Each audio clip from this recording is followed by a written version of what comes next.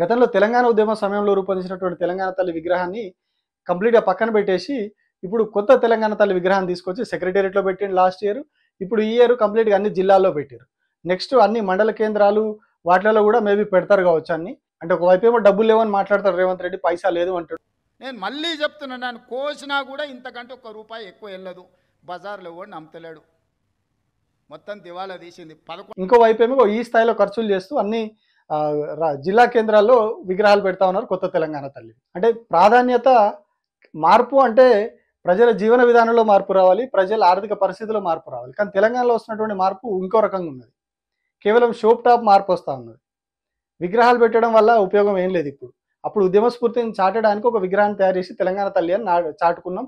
ఆ తెలంగాణ తల్లి విగ్రహం అట్లా ఉండిపోయింది. కానీ ఇప్పుడు ఆ ఆనవాళ్ళు అంటే గత ప్రభుత్వ ఆనవాళ్ళు, ఆ కేసీఆర్ మీద ఉన్నటువంటి కోపంతో రేవంత్ రెడ్డి ఏం చేస్తా ఉన్నాడు, కంప్లీట్‌గా అవన్నీ కూడా మార్చుకుంటూ పోతా ఉన్నాడు.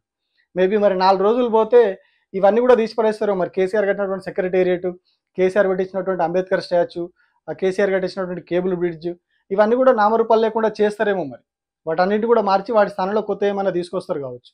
ఎందుకంటే ఇప్పుడు చూసిన పరిస్థితి అట్లే కనిపిస్తూ ఉన్నది. అధికారంలోకి వచ్చిన నాటి నుంచి కూడా మార్పు అంటే ఇట్లాంటి వాటిల్లో మార్పు కనిపిస్తున్నది తప్పితే ప్రజల జీవన విధానంలో మార్పు కనిపిస్తలేదు. ఎక్కడైతే వాళ్ళు ఇస్తామని చెప్పిర్రో, ఇస్తామన్నవి ఎక్కడ కూడా పూర్తి స్థాయిలో అమలు కాలేదు ఇప్పటి వరకు కూడా. సో కేవలం ఇట్లాంటి షో ఆఫ్ కార్యక్రమాలు తప్ప ప్రజలకు అక్కడికి వచ్చేది అయితే ఎక్కడ కనిపించట్లేదు. కొత్త తెలంగాణ తల్లి విగ్రహాలు పెట్టాలని చెప్పి ఎవరు అడగలేదు ప్రజలు.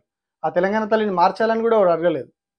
కానీ నేను వచ్చి రాగానే నేను మార్చేస్తానని చెప్పేసి కొత్త రూపురేఖలు అది చేసి మార్చేసి తెలంగాణ తల్లి చేతిలో బతుకమ్మ లేకుండా చేసాడు. తెలంగాణలో ప్రధానంగా ఆడేటువంటి పండుగ, ఆడబిడ్డలకు పెద్ద పండుగ బతుకమ్మ అనే ఒక ఆకృతిని తెలంగాణ తల్లి రూపంలో లేకుండా చేసేసి కంప్లీట్‌గా ఒక వేరే మనిషిని తీసుకొచ్చి పెట్టినట్టుగా పెడితే దానికి వీళ్ళు కాంగ్రెస్ తల్లి అని పేరు పెట్టేసారు. సో ఇప్పుడు ఈ తల్లి కొట్లాట నడుస్తూ ఉన్నది తెలంగాణలో.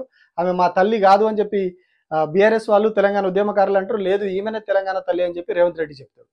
ఈమె బీదదానిలా ఉంది, మా తల్లి కాదు అని అంటే తల్లికి బంగారు గొలుసులు గొల్లాలు వేసుకొని ఉంటుందా అని చెప్పి రేవంత్ రెడ్డి వెటకారంగా మాట్లాడతారు. సో ఇప్పుడు ఈ తల్లి కొట్లాట నడుస్తూ ఉంది. ఎవరు తల్లి?